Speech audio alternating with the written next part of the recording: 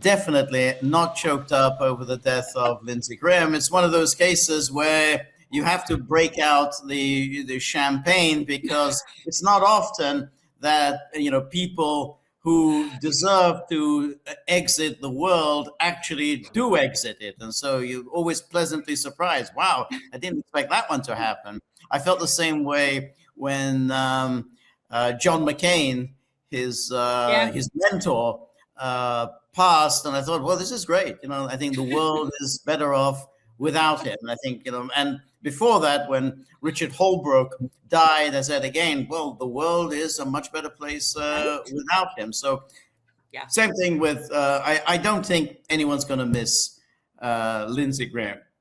Just there's a lot of sex workers. There's a whole lot of sex workers that are going to miss Lindsey Graham. Well, maybe, but in terms of, he has devoted his entire life to advocating for war, advocating for interventionism, advocating for sanctions, advocating for punishing everybody. I mean, he's always got some punishment in store for every country in the world, with the exception of Israel and Ukraine. So Israel and Ukraine, they're the only countries that deserve anything. Everyone else needs to be beaten over the head. Well, that's why Jen and I are of the mind that he probably was assassinated, because, again, he was as hardened a warmonger and an influential warmonger, especially with Boeing and a number of other multinational defense corporations that make their headquarters in South Carolina. So it really should not come as any surprise that this is a big sigh of relief, because knowing Lindsey and how healthy he appeared to have been, he could have easily been in the Senate for another 20 years and, easily won his, primary reelection, which means he's going back to the Senate for another 6 years. Now he's going straight to hell. But before that happened, he was somebody who clearly was going to be there for a lot longer, and his influence from a war standpoint was very big. Now, Jen and I are on the populist left, and we took a lot of heat from a number of people who simply do not understand political nuance, that when everything started between Russia and Ukraine, this was almost universally about NATO. And people refuse to understand that, as I tried to explain. Do you realize that there's anywhere from $8 to $12 trillion worth of natural resources in Western Ukraine, and we want it? And so you have to engulf them into the blob that is NATO. Can you please explain to the audience why NATO is a complete farce at this point and it should not exist anymore? Well, of course, it should not exist, because, of course, the supposed raison d'etre of NATO was protection of Europe from Soviet aggression, from the aggression of the Warsaw Pact. That was the official line for many years. But of course, if one looked back at the history of NATO, NATO came first. NATO came into existence before the Warsaw Pact did. NATO came into existence in 1949. The Warsaw Pact didn't come into existence until 1955. And the Warsaw Pact only came into existence out of alarm over the induction of West Germany into NATO. I mean, that was a very serious business, because West German rearmament began in 1949, but at least up until then, West Germany was outside of NATO. Once West Germany was in NATO, that really set off alarm bells in the Soviet Union, believing that somehow, German revanchism sponsored by the United States would pose a serious threat to the United States. But fortunately, NATO really didn't do a great deal in the Cold War. I mean, it was really just basically an also-ran. The Cold War was fought in other parts of the world. It was fought in Latin America, it was fought in Africa, and of course it was fought in the jungles of Southeast Asia. And then there was, of course, the triangulation of foreign policy between the Soviet Union and China. But once the Cold War was over, then NATO became a truly menacing, aggressive entity. It embarked on war after war after war, the most important of which was, of course, the destruction of Yugoslavia, the bombing first of Bosnia and Herzegovina, and then the bombing of Yugoslavia. Then it engaged in the bombing of Libya. And of course, in all this time, it continued to expand. And the more it expanded, the more destruction it brought in its wake. Because remember, the war that took place in Georgia in 2008 was a direct result of the promise that was made in 2008 at the Bucharest summit the promise that was made to both Ukraine and Georgia that they will be members of NATO. And then at that moment, President Saakashvili of Georgia said, well, in order to get in NATO, I need to clean up the house here because I got to deal with all these separatist entities within Georgia. And he launched this aggressive war against South Ossetia that, of course, brought in Russia, which was the guarantor of South Ossetia's autonomy. So that war in Georgia was a direct result of the promise of NATO expansion. And, of course, you saw the same thing in Ukraine, but even more with even more horrific consequences. And just keep in mind, in terms of Ukraine and the unprovoked war, it was Jens Stoltenberg himself in 2022 who said, we, NATO, have been in Ukraine since 2014. The reason why Ukraine is doing so well in this war is we've been arming and training them and building up their fortifications since 2014. So we've been there. So this is not an unprovoked war. So from 2014 through 2022, NATO has been actively arming and building up Ukraine as a battering ram against Russia. Well, how do you expect Russia to respond to that? Of course, Russia is going to respond with considerable alarm. And Stoltenberg admitted this. You know, when he had this, he said, well, Mr. Putin wanted less NATO. Well, Mr. Putin has got more NATO. Well, that's very cute. But by saying that, he's essentially admitting that, yeah, it's all about NATO. It's nothing about Russian imperial aggression or Russia's fear of democracy. He said, Mr. Putin wanted less NATO. Well, Mr. Putin has got more NATO. So there it is, out of the horse's mouth. Jens Stoltenberg, he admitted this in 2022. I think right now we're in a very precarious situation because warfare has completely engulfed our nation. The idea that we're contemplating or not even, well, I can't really say how many U.S. Citizens are actually contemplating revolution at this point, hence why we call ourselves Revolutionary Change. Just the idea. Yeah, we're trying. We're doing what we can with our small but mighty channels, we like to call it. At the same time, you have the President of the United States, who clearly is compromised, talking about a military budget now going up to $1.5 trillion. I mean, the insanity of that alone, just in terms of the interest payments that will be owed on that, among other reasons why they're doing it. We all know that a huge reason for the increase is because of Ukraine and Israel. And at what point does this become a complete referendum on a dying empire and the citizenry starts to rise up? Do you see that from across the pond happening here in the States? Do you think the U.S. citizenry is capable of getting it together to combat this clearly dying and broken system? Well, I think it could happen, but only in the circumstances in which the American people and, of course, the European peoples realize that they are indeed facing peril. And that, I think, could happen given the dynamics of this the war in Ukraine. NATO, the NATO powers, have been step by step escalating their attacks on Russian territory. You know, they've been hitting Russia using Storm Shadow, Scalp missiles, the drone attacks. All of this is being done by NATO. Ukraine cannot do this. This is targeting, satellite targeting that is being run by the NATO powers. It's run chiefly by the United States, but also by France and the UK. The Russians know this. The Russians know that essentially it is the NATO powers that are lobbing missiles and drones into Russia. Now, Russia's not going to put up with this indefinitely. Obviously, it's not. And therefore, it will indeed, at some point, maybe next week, maybe next month, whatever, next year, they will attack territory, NATO territory outside of Ukraine. And that moment, I think, will serve to focus minds.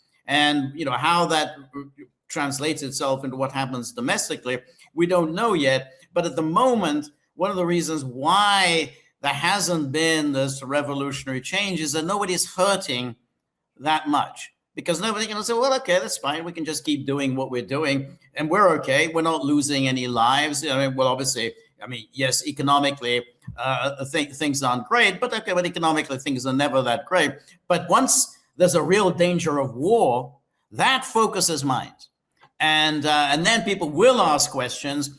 Hey, why did you get us into this? Why are we lobbing missiles at Russia, and Russia is lobbying missiles at us? This isn't a good idea. We didn't sign on to this. And you, Mr. President, you actually campaigned on precisely the opposite platform. You said you're going to keep America out of these wars. So what have you actually done to fulfill your promises? And of course, he hasn't done anything. So I think at that moment, it will have a very substantial effect. Just as the Cuban Missile Crisis in 1962 had an enormous effect on subsequent foreign policy. It so focused minds on the threat of nuclear war that states began taking seriously disarmament and negotiations and getting rid of weapons and putting limits on nuclear systems, just because things got so close during the Cuban Missile Crisis. I think we're very close now. I personally think that if there is a nation out there that is capable of, unloading a nuclear weapon, I think it is Israel. I think they are. The more that the walls continue to close in on them, it is going to become much more volatile, and what they would potentially be capable of doing. Before we transition over to Israel, I do want to ask regarding the current situation with Ukraine and with Russia, how much longer could realistically you see this going on? Because if there is any hint that Lindsey Graham was assassinated because he was as big an advocate for continuing this war as anybody, and that perhaps there was a, almost, you revert back to, attempts, to assassinate any leader in the past. Valkyrie comes to mind with Hitler, for example. Are there people within the confines of their own government, in this case, Ukraine, where they're basically saying, we don't need this anymore. We have to end this because our countrymen are dying left and right, and it's going to take forever and a day to rebuild our country. And on top of which, if we allow the West to essentially come in here and take over our country, who the hell do you think is coming in here to rebuild? It's going to be BlackRock, State Street, and Vanguard that's going to do it. So how do you foresee this ultimately unfolding? And is there a possibility of garnering enough momentum to potentially break NATO altogether? Well, that again is depends on how this turns out. The NATO strategy, such as it is to keep this war going for as long as possible. So they figure that, let's say the worst comes to the worst, and Russia takes the Donbass, and Russia takes Kherson and Zaporozhye, the four oblasts that Russia claims. NATO's position is, okay, well, that doesn't make any difference to us whatsoever. We're going to continue to keep the war going. So in other words, Russia doesn't get itself any security by incorporating and liberating these four oblasts. We're going to keep this war going. Now, in those circumstances, Russia really will have no choice but to extend the war outside of Ukraine. And so I don't see at the moment any speedy way of ending this war other than through the fear that this might cause in Europe and in the United States. Hey, we are on the brink of world war, and we need to do something fast. The problem with Ukraine is that there haven't been any elections there for 7 years, and there doesn't look like there are going to be any elections anytime in the foreseeable future. Zelensky just keeps saying, oh, well, martial law, we can't have elections, even though plenty of countries have had elections in the middle of wars. I mean, war doesn't prevent you from having election, but he can say that. Oh, and I mean, South Vietnam, for instance, during the Vietnam War had innumerable elections. Afghanistan, if you recall, during the years of the U.S.-led war, they had innumerable elections. So there's no reason whatsoever why Ukraine couldn't have election. In other words, allow the Ukrainian voters to decide: do you really want this war to continue? I would have thought they're going to say no. This is nuts. This is just destruction. The longer this goes on, our entire country is just going to be destroyed. I mean, there's no other resolution but the steady destruction of Ukraine. I mean, it's just the Russians aren't going to go anywhere. They're not going to disappear. There's all the talk Putin's going to do this and Putin's going to be overthrown, or Putin. Right. It's not going to happen. That's just They're not the way. overthrowing the KGB. Not happening. Yeah, the Russians are not like that. They don't just give up. They're going to keep doing this and keep doing it and keep doing it, and therefore there'll be less and less of Ukraine left. And this is obvious even to Ukrainian people themselves. But that's why they're not being allowed to make this decision, and that's why there are going to be no elections. And occasionally you see outbursts of protests in Ukraine, as you saw a few days ago, the protests over the enforced conscription, grabbing young men on the street, bundling them into trucks, and then shipping them off to the front. Clearly, this is causing riots. People are understandably very upset about that, and without any prospect of any of this coming to an end. So that's, everyone, anyone who's got children who are now 15 or 16, okay, in a couple of years' time, they're the ones that are going to be bundled into trucks and shipped off to the front. So without some, a way of expressing their feelings, and this Zelensky dictatorship, sponsored by NATO and the EU, this will just continue and continue towards the complete destruction of Ukraine.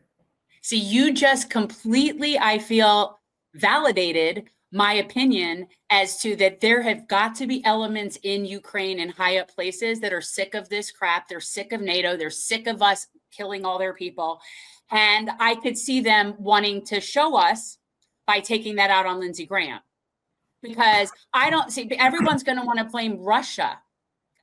But why though, right? I think that the Ukrainians are sick of our crap.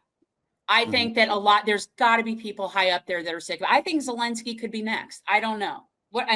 There's got to be people higher up in that government that are not with this.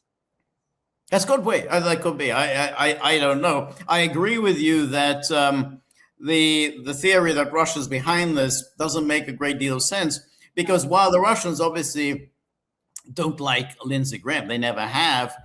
There's no real incentive for them to do so, because if you kill Lindsey Graham, first of all, there isn't going to be a policy in the United States isn't going to change. But even if, let's say, you're trying to send a message and saying, look, we can do this to you, we can assassinate whomever you want.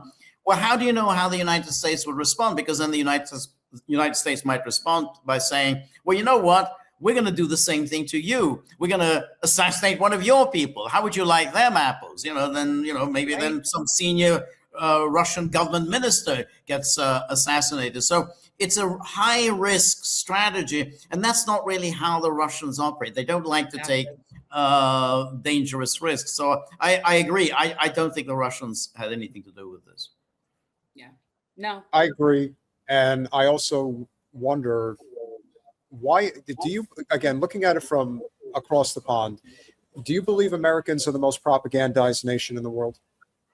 Well, everybody is. I mean, most Western countries are horrifically propagandized, and they're propagandized because there's so few alternative outlets, and to the extent that there are indeed alternative outlets, and particularly in Europe, they're cracking down on them. I mean, through all the various legislations, like in the UK, the Online Safety Act, and then in the EU, the Digital Services Act, and now they've adopted this policy of allowing the social media to go through people's messages. And so more and more, the social media will be come under the authority of governments in order to make sure that alternative points of view don't get any kind of traction. And again, in the UK, it's said explicitly that social media must put an emphasis on accepted media, that, accepted media must get priority. So Facebook is under an obligation to prioritize the BBC, the Times of London, the Telegraph, whatever, and downgrade the alternative points of view. So the propaganda is in full blast, and apparently, it hasn't generated any protest. So when these the RT and other media were banned, completely banned altogether from Europe. Why? Because it's presented an alternative. And here. Yeah. That's that's it. That's gone. But the strange thing is that despite the fact that you now have no Russian propaganda anywhere around, apparently the Russians are everywhere. Wherever you go, the Russians are ubiquitous. We've got a Russian here, Russian there. They're running everything. They're interfering in our elections. Whatever's happening, it's always the nefarious Russians are behind it. How do they pull this off? They've been banned from Europe. So let me ask: where are you located? Are you in Hungary? I'm in Hungary, in Budapest. Okay, Hungary. so when you obviously recognize how absurd that is, that we've been painting the Russians as the bad guy, truthfully, since forever, because I don't know, but certainly since there's no more Soviet Union, it's just now the pretense isn't even there, right? Like of what our issue was. Is the rest of the world laughing at us, right? You guys are laughing at us because this is absurd. Right. Well, that's right, but I think in Europe, there's not too much laughter going on. I mean, here in Hungary, you had a government that under Viktor Orban that actually pursued a quite sensible, rational, pragmatic policy against war and in favor of some kind of a rapprochement and modus vivendi between Russia and Europe. And Orban pursued this quite energetically. He made visits to Trump. He made visits to Moscow. He visited Zelensky. He visited Beijing just to bring about some sort of a conclusion to this war. Now, Hungary ousted, for reasons that we could talk about that, but it's still baffling. They ousted, I think, a very good government by Viktor Orban, and now they have a kind of a very mainstream EU government under Peter Magyar. And so there was that one voice in Europe that was in favor of peace. Well, that's been stilled. Again, that's gone. I mean, there are still, a few kind of voices, against this madness, but they don't have the influence that Viktor Orban had. So, for instance, you have Robert Fico in Slovakia, but he just doesn't have, the political clout, the gravitas, the reputation of Viktor Orban. So, in terms of how things are in Europe, it's actually kind of bleaker now that the kind of opposition, the kind of sensible, pragmatic opposition to the march to war has been thwarted.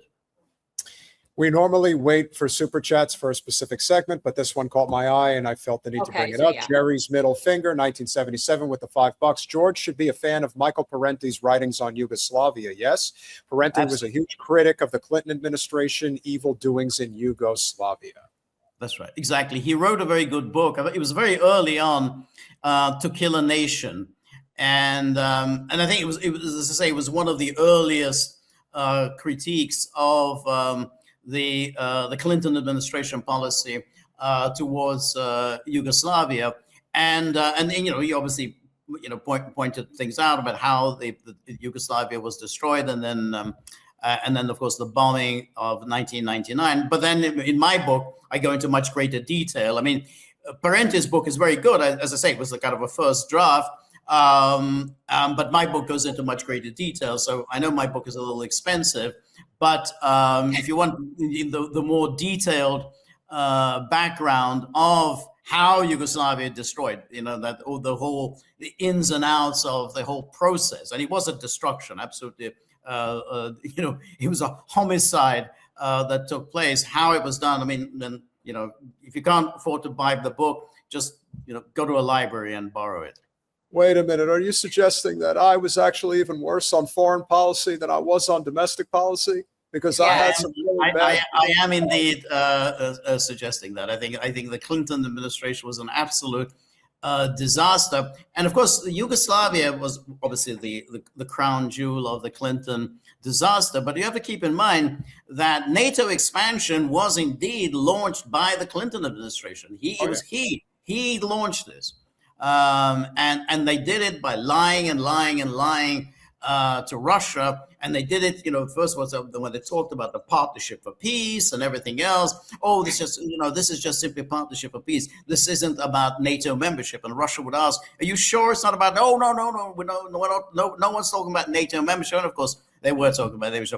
And by 1999, the first inductions into NATO took place, which was Poland, Hungary, and the Czech Republic. And of course, that set the stage for the next one, the big ones, in 2004. But all of this was initiated by the Clinton administration.